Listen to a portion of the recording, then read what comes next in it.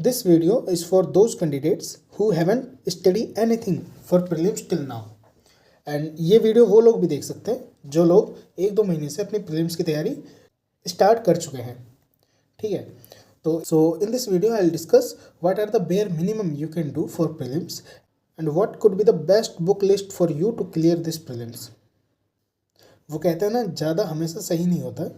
इसी प्रकार से अगर आपके पास कंटेंट ज़्यादा है, हर एक सब्जेक्ट की एक से ज़्यादा बुक्स हैं, तो वो भी आपके लिए सही नहीं है, क्योंकि जो प्रीलिम्स है वो कंटेंट का गेम है ही नहीं, वो है आपका रिवीजन का गेम। आप जितनी बार अपने बहुत ही कम नोट्स को बार बार रिवाइज करोगे, उतने ही ज़्यादा आपके चांसेस हो जाएंगे प्रीलिम्स क्लियर करने के। सो एक एक करके वो सारी बुक्स हर एक सब्जेक्ट के लिए देखते हैं, जिनको पढ़कर आप इजीली प्रीलिम्स क्रैक कर सकते हो। तो सबसे पहले बात करते हैं पॉलिटी की। तो पॉलिटी के लिए आपको पता ही होगा, सब लोग मैक्सिमम लक्ष्मीकांत को ही प्रेफर करते हैं। अगर आप लक्ष्मीकांत पढ़ रहे हैं तो ये आपको सिर्फ ऐसा नहीं है कि पूरी लक्ष्मीकांत पढ़नी है, इसमें भी आपको काफ़ी सिलेक्टिव रहना है। फॉर एग्जांपल पार्ट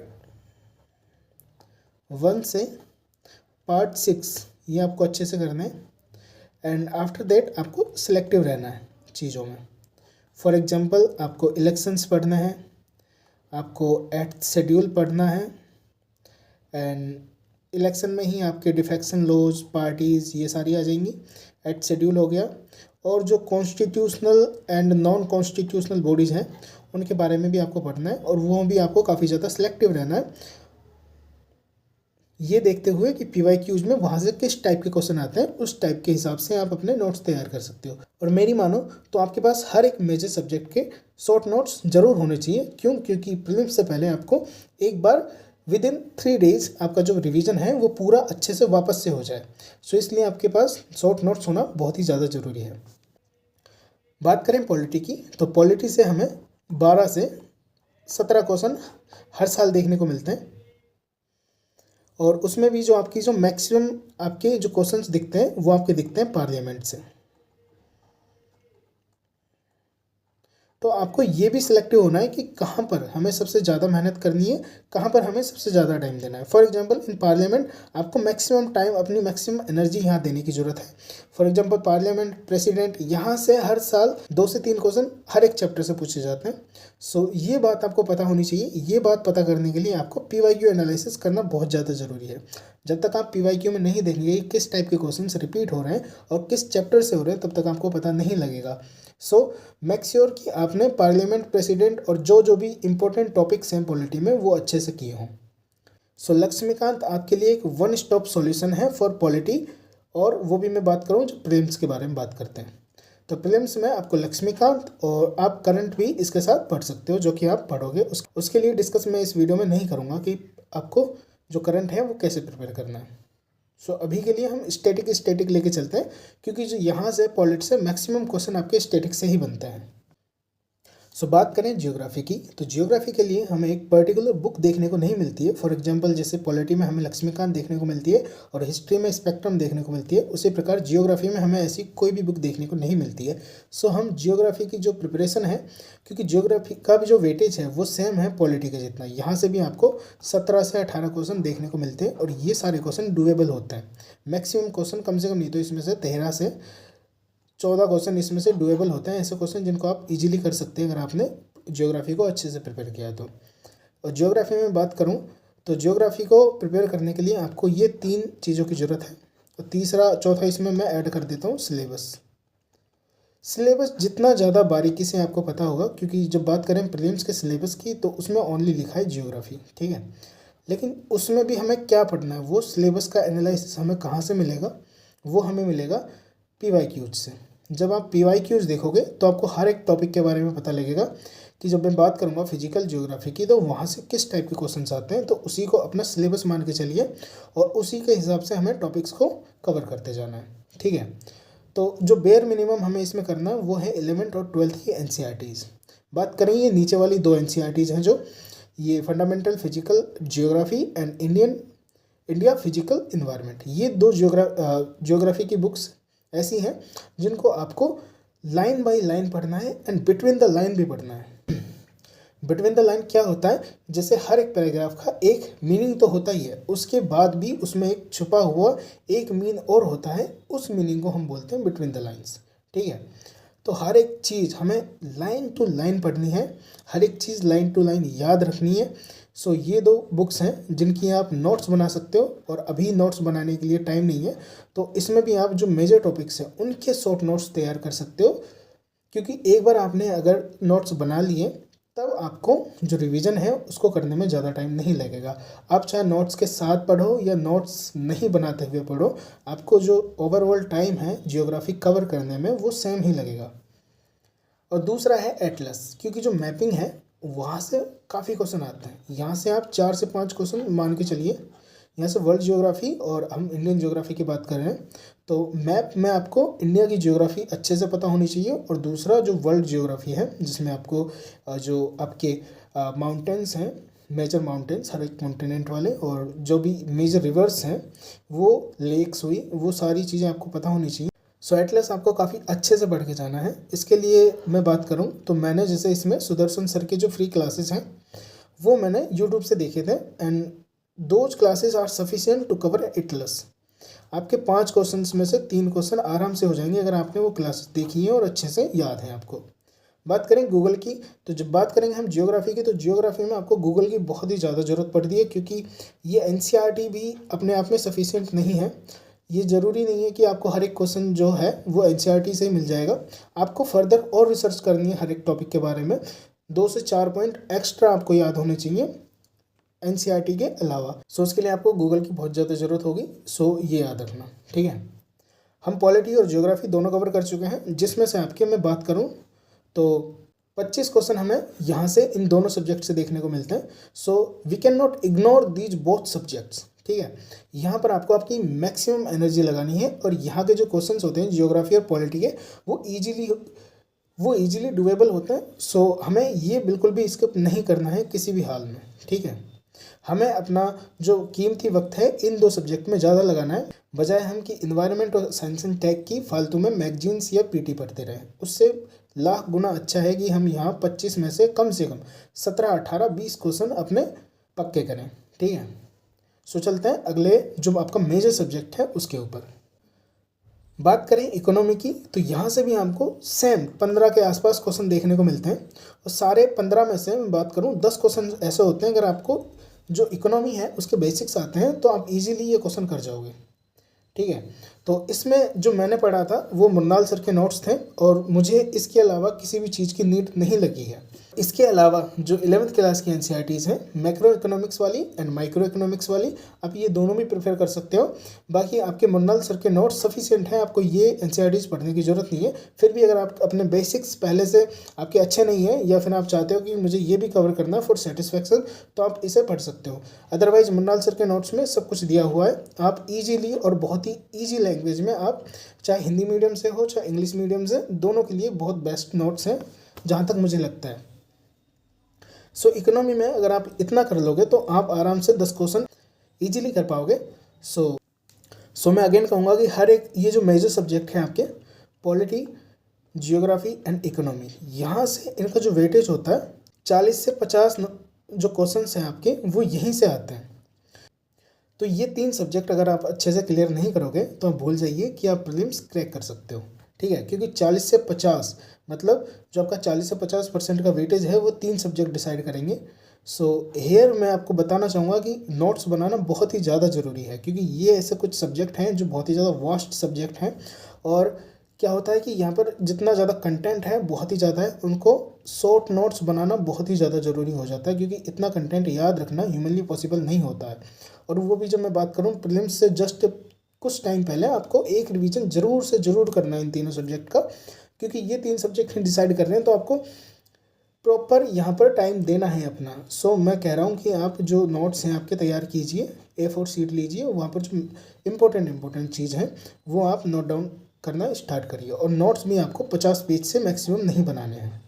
ठीक है, तो ये जो 3 सब्जेक्ट हैं इसके लिए ये ओनली दीज बुक्स जो मैंने बताई हैं, ये 3-4 बुक हैं जो आपको पढ़नी है, इसके अलावा कुछ नहीं पढ़ना है। और मैं गारंटी दे रहा हूँ कि मैक्सिमम टाइम में अगर आप इनका अच्छे से यूटिलाइज करोगे तो आपके चांसेस बहुत ही ज़्यादा हैं कि आप प्रीलिम्स क्लियर कर लो। आखिरी जो आपका मेजर सब्जेक्ट है वो है हिस्ट्री। मैं अभी इन्वायरमेंट और साइंस एंड टेक की बात नहीं कर रहा हूँ, मैं जो आपके जो कन्वेंशनल सब्जेक्ट्स हैं उनके बारे में बात कर रहा हूँ। तो लास्ट में आपका जो हिस्ट्री हो जाएगा। हिस्ट्री में मॉडर्न हिस्ट्री के लिए आप जो स्पेक्ट्रम है वो उसका यूज़ कर सकते हैं। जैसे कि कुछ टाइम तक जो स्पेक्ट्रम है उसका जो वेटेज था, मैं कहूँ कि जो आपके मॉडर्न हिस्ट्री है उसका वेटेज बहुत कम हो गया था, लेकिन लास्ट ईयर जैसे हमने देखा 10 क्वेश्चंस के आसपास हमें हिस्ट्री मॉडर्न हिस्ट्री से देखने को मिले, और मैक्सिमम क्वेश्चन मतलब 8 क्वेश्चन, 10 में से 8 क्वेश्चन आपके स्पेक्ट्रम से इजीली सॉल्व हो रहे थे। तो अगर आपने स्पेक्ट्रम को अच्छे से किया होगा तो आप नहीं मानकर भी 8 से 10 क्वेश्चन इजीली कर जाओगे मॉडर्न हिस्ट्री में, ठीक है। बाकी मैं बात करूँ आपकी मेडिवल एंड एंशिएंट हिस्ट्री के बारे में, तो इसके लिए मैंने ओनली आईएएस के नोट्स यूज किए थे, और ये आपको उनके फ्री मिल जाएंगे वेबसाइट के ऊपर, जहाँ पर पीडीएफ फॉर्म में मिल जाएंगे। वहाँ पर आप एंशिएंट और मेडिवल दोनों पढ़ सकते हैं। और याद रखना इसमें हमें डीप में नहीं जाना है, हमें जितना हो सके आपको ऊपर ऊपर से पढ़ना है, और मेजर किंग्स के बारे में पता होना चाहिए। और एंशिएंट में जैसे बुद्धिज़्म, जैनिज़्म, इनके ऊपर ज़्यादा हमें फोकस करना है। और जो एंशिएंट में हमको जैनिज़्म और बुद्धिज़्म पे फोकस करना है। मेडिवल में हमें मैक्सिमम जो आपके मुगल काल है और जो दिल्ली सल्तनत है उसके ऊपर फोकस करना है। उसके बारे में जो इम्पोर्टेंट किंग्स थे उन्होंने क्या क्या वर्क किए थे उसके बारे में जानना है, और जो इम्पोर्टेंट टर्मिनोलॉजी है उसके ऊपर देखना है। तो नोट्स में आपको हर एक चीज़ मिल जाएगी। सो आई होप कि ये 4 सब्जेक्ट आपका 50% से भी प्लस ये इतना वेटेज आपके कवर करते हैं, जिसमें भी वो 3 सब्जेक्ट मैंने जो आपको बताया वहाँ से श्योर शॉर्ट आप रहिए कि वहाँ से आप अगर अच्छे से करके जाएंगे तो आपके जो मैक्सिमम क्वेश्चन है वो इजीली सॉल्व हो जाएंगे। बाकी हिस्ट्री का हम कुछ कह नहीं सकते, क्योंकि स्पेक्ट्रम से अगर इजी सवाल आएंगे तो हो जाएंगे, अदरवाइज जो एंशिएंट और मेडिवल है यहाँ से किसी भी टाइप के क्वेश्चन पूछे जा सकते हैं, ठीक है। सो ये 4 सब्जेक्ट हैं आपके जो 50% से भी ज़्यादा वेटेज रखते हैं, और इसके लिए मैंने आपको ओनली मिनिमम बुक्स बताई हैं अभी। और ये मिनिमम बुक्स आपके लिए बहुत ही ज़्यादा इनफ है, सफिशिएंट है। अगर आप सच में अच्छे से पढ़ना चाहोगे तो ये बुक्स आपकी सफिशिएंट है। ज़्यादा करंट के ऊपर मत भागना, आपकी जो ये बुक्स हैं इनको उठाना, इनके बार बार रिवीजन करना, और इन्हीं से आप अपने शॉर्ट नोट्स बनाना अगर आपको सच में प्रीलिम्स क्लियर करना है तो ये हो जाएगा आपका इन्वायरमेंट। तो इन्वायरमेंट को पढ़ने के लिए एक पर्टिकुलर वे नहीं है, हर एक बंदा अपने तरह से अलग से वो इन्वायरमेंट को तैयार करता है। फॉर एग्जांपल मैं मेरी बताता हूँ, अगर आपको हेल्पफुल लगे तो आप वो भी फॉलो कर सकते हो। मैंने शंकर आईएएस पढ़ी थी, और वो भी मैंने बहुत ही ज़्यादा सिलेक्टिव पढ़ी है शंकर आईएएस, और उससे मैंने खुद के नोट्स बनाए थे। क्योंकि शंकर आईएएस काफ़ी ज़्यादा एक बल्कि बुक हो जाती है, मेरे लिए हो जाती है बल्कि बुक। किसी को लग सकता है कि वो काफ़ी छोटी बुक है, लेकिन मेरे लिए वो काफ़ी बल्कि है, मुझसे इतना ज़्यादा याद नहीं हो पाता है। तो मैंने उसके नोट्स बना लिए थे अकॉर्डिंग टू कि जो PYQs हैं वहाँ से किस किस टॉपिक के बारे में बातें, मतलब किस किस टॉपिक से क्वेश्चन आए हैं, तो उसी टॉपिक्स पर मैंने कुछ ना कुछ स्टैटिक में अपने लिख लिया था। तो उससे मुझे हेल्पफुल ये हुआ कि जब मैं PT पढ़ा, या फिर मैं कहूँ मैगजीन या PT आप जहाँ से भी कवर करते हो करंट अफेयर, तो उसको पढ़ने में मुझे बिल्कुल भी परेशानी नहीं हुई। मुझे सिर्फ करंट देखना मैंने कि ये करंट है, एंड जस्ट मुझे जैसे कोरल ब्लीचिंग के बारे में कोई करंट था कि यहाँ पर कोरल ब्लीचिंग देखी गई है, तो मैंने सिर्फ ये देखी कहाँ देखी गई है, मैंने जगह का नाम देखा। मैंने ये प्रोसेस में मैं घुसा ही नहीं कि कोरल ब्लीचिंग क्या होती है, क्योंकि मुझे पता है, पहले से ही पता है, क्योंकि मैंने स्टैटिक काफ़ी अच्छे से कर रखा है। तो मुझे करंट में वापस वही स्टैटिक पोर्शन पढ़ने की कोई ज़रूरत नहीं है, मैं सीधा करंट पर पढ़कर और बाकी की चीज़ें स्किप कर सकता हूँ। तो इन्वायरमेंट अगर आप ऐसे पढ़ोगे तो आपको काफ़ी ज़्यादा इजी लगेगा। आपको जो बल्कि जो करंट अफेयर आपके हो जाते हैं वो आपको इतने ज़्यादा कठिन नहीं लगेंगे, इतने ज़्यादा डरावने भी नहीं लगेंगे। सो मेक श्योर करें कि आपने जो स्टैटिक वाला पोर्शन है इन्वायरमेंट का वो अच्छे से कर लिया है। जैसे पॉल्यूशन अगर आप अच्छे से कर लोगे तो मैगजीन में या फिर PT में आप जो पॉल्यूशन वाला चैप्टर पढ़ोगे तो वो आपको बिल्कुल भी दुख नहीं देने वाला है। अगर आपके जो फंडामेंटल्स हैं पॉल्यूशन को लेकर वही क्लियर नहीं है तो आपको जो मैगजीन है वो बहुत ही ज़्यादा डरावनी लगने ही वाली है, उसका मैं कुछ नहीं कर सकता। बाकी आप गूगल का यूज कर सकते हो इसके लिए। बाकी मैक्सिमम चीज़ तो करंट अफेयर से ही पूछी जाती है, क्योंकि जो इन्वायरमेंट है उसके लिए भी कोई पर्टिकुलर बुक नहीं है ऐसी, ठीक है। इसमें भी आप PYQ से ही आइडिया लगाओगे, और जो बात करें करंट अफेयर की, वहाँ से आइडिया लगाओगे कि क्या आएगा और क्या नहीं आएगा, ठीक है। बाकी स्टैटिक के लिए आपको कोई ना कोई बुक जैसे शंकर IAS या फिर कोई भी कोचिंग के नोट्स प्रेफर करना ज़रूरी है। आप ओनली करंट अफेयर पर निर्भर नहीं कर सकते इसके लिए, ठीक है। जब बात करें इन्वायरमेंट और साइंस एंड टेक की, तो साइंस एंड टेक से भी हमें 15 क्वेश्चन के आसपास देखने को मिलते हैं, वहीं इन्वायरमेंट से भी 15 के आसपास हमें देखने को मिलते हैं। तो ये जो दो सब्जेक्ट हैं इनको भी हम इग्नोर करके नहीं चल सकते, लेकिन अपनी मैक्सिमम एनर्जी भी हम यहाँ नहीं लगा सकते, क्योंकि ये टॉपिक्स इतने ज़्यादा अनसर्टेन है कि यहाँ से कुछ भी पूछ लिया जाता है। इसका ना कोई सिलेबस डिफाइन है, ना हम PYQ से भी आइडिया लगा सकते हैं कि इस बार ये पूछा जाएगा। क्यों? क्योंकि मैक्सिमम क्वेश्चन यहाँ से करंट अफेयर से फ्रेम होते हैं, और करंट अफेयर का आपको पता है कि इतना ज़्यादा वास्ट है कि आप उसे कवर कर ही नहीं सकते, आप आइडिया लगा ही नहीं सकते कि यहाँ से टॉपिक आपके इस टॉपिक से क्वेश्चन पूछा जाएगा। सो इसमें आपको क्या करना है, जो स्टैटिक है, जो मैक्सिमम टॉपिक्स हैं, जैसे बायोटेक्नोलॉजी हुई, आपकी नैनो टेक्नोलॉजी हुई, पार्टिकल फिजिक्स हुआ, ठीक है, rocket science, space technology, defence, यहाँ से हर चीज़ के बारे में जो स्टैटिक है, जो फंडामेंटल्स हैं, जो बेसिक्स हैं, वो आप अच्छे से कर लीजिए। बाकी जो PT है या फिर करंट अफेयर की मैगजीन आप पढ़ोगे, वहाँ सिर्फ आपको करंट देखना है, और जो आपके बेसिक्स अगर वो क्लियर है तो आपको मैक्सिमम जो पार्ट है मैगजीन का वो नहीं पढ़ने की ज़रूरत है। क्योंकि मैक्सिमम जो मैगजीन है, अगर मैं मान के चलूँ कि 100 पन्ने की मैगजीन है, तो जो पढ़ने का करंट होता है वो सिर्फ 10 से 15 पन्नों का होता है, बाकी का उसमें पूरा जो बेसिक्स होते हैं वो ही लिखे हुए होते हैं। तो अगर आपने बेसिक्स अच्छे से कर रखे तो आपको ये जो 100 पन्ने की मैगजीन है वो सिर्फ 10 से 15 पन्नों में सिमट जाएगी। इसके अलावा आप जो बुक्स यहाँ यूज़ कर सकते हैं वो है रवि P अग्रहारी। अगर आप इंग्लिश मीडियम से हैं तो रवि P अग्रहारी आप अच्छे से कर जाइए, और ये आपका सफिशिएंट रहेगा। बाकी शिविन सर के जो फ्री वीडियोज़ हैं यूट्यूब पर बायोटेक्नोलॉजी के, वहाँ से आप बायोटेक्नोलॉजी पढ़ सकते हो, क्योंकि यहाँ से भी 3 क्वेश्चन के आसपास आपके पूछे जाते हैं। अगर आप वो वीडियोज़ अच्छे से कर लोगे और वहाँ से थोड़े से नोट्स बना लोगे, तो जो क्वेश्चन आते हैं आपके, अगर 3 क्वेश्चन आएंगे तो आप 2 क्वेश्चन ईजिली कर जाओगे। और आपको पता होगा कि UPSC प्रीलिम्स में 2 क्वेश्चंस कितने ज़्यादा मैटर करते हैं, 4 नंबर कम नहीं होते हैं। लोग जो सीरियस कैंडिडेट्स होते हैं वो सिर्फ 1 नंबर से या 2 नंबर से ही उनका जो प्रीलिम्स है वो रुक जाता है, ठीक है। तो जो 2 क्वेश्चन है वो बहुत ही ज़्यादा इंपॉर्टेंट है। सो ये बुक आप यूज कर सकते हो, लेकिन आपको ये दोनों सब्जेक्ट इन्वायरमेंट और साइंस एंड टेक दोनों में सिलेक्टिव रहना है। इसमें ये नहीं है कि आपको सारा कुछ पढ़ लेना है, आपको बहुत ही ज़्यादा सिलेक्टिव रहना है। सिलेक्टिव कैसे रहोगे, जो भी आप PYQ है वहाँ से थोड़ा बहुत आइडिया लगाओ कि इस टाइप के क्वेश्चन आते हैं, ठीक है। बाकी गूगल का यूज आप यहाँ कर सकते हो, और बाकी मेनली तो करंट अफेयर का यहाँ होता है। मैं सिर्फ कह रहा हूँ आपका जो स्टैटिक है वो अगर आप अच्छे से कर दोगे तो करंट करने में आपको इतनी ज़्यादा दिक्कत नहीं आएगी। सो ये थे आपके मेजर सब्जेक्ट्स। बाकी लास्ट में बात करूँ इंटरनेशनल रिलेशंस की, उसके लिए आपको ओनली करंट अफेयर्स पर रिलाई करना है। करंट अफेयर के लिए आप ओनली मैगजीन पढ़िए, जो आपकी PT होती है, सॉरी मैगजीन तो काफ़ी ज़्यादा बल्कि हो जाएगी, PT आप कवर कर लीजिए, और यहाँ से आपके जो मैक्सिमम क्वेश्चन है वो कवर हो जाएंगे। बाकी इंटरनेशनल रिलेशंस में आपको जब वर्ल्ड जियोग्राफी पढ़ोगे वहाँ से मैपिंग भी देखनी है कि ये जो नेशन है ये इम्पोर्टेंट था, न्यूज़ में था, तो उसकी जियोग्राफी भी पूछी जा सकती है, ठीक है। तो आपको कुछ इस प्रकार से पढ़ना है। मैंने इस वीडियो में आपको सब कुछ बताया कि आपको कौन कौन से सब्जेक्ट्स में कितना कितना पढ़ना है, ठीक है। और अभी आपके पास काफ़ी टाइम बचा हुआ है, अभी जनवरी का लास्ट चल रहा है, तो यहाँ भी आपके पास 10 दिन के आसपास है। बाकी फरवरी, मार्च एंड अप्रैल एंड मई, जब तक पेपर नहीं होता तब तक का ये 4 महीने मैं मान के चल रहा हूँ कि आपके पास 4 महीने हैं, ठीक है।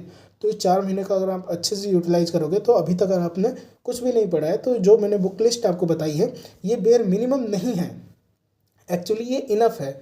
मैं ये नहीं कह रहा कि आप अगर आपके पास कम टाइम है तो ही आप ये पढ़ो, नहीं, अगर आपके पास खूब ज़्यादा टाइम है ना तब भी आप यही पढ़ो, इनके ही बार बार रिवाइज करो, इनको ही बार बार रिवाइज करो, अगर आपको जो प्रीलिम्स है वो क्रैक करना है। मैंने आपको पहले ही बताया कि जो प्रीलिम्स है आपका वो कंटेंट का गेम है ही नहीं, वो रिवीजन का गेम है। आपने जो सब्जेक्ट जितनी ज़्यादा बार रिवाइज कर रखा होगा, मैक्सिमम चांसेस हैं कि वहाँ से आपके क्वेश्चंस ईजिली बन जाए।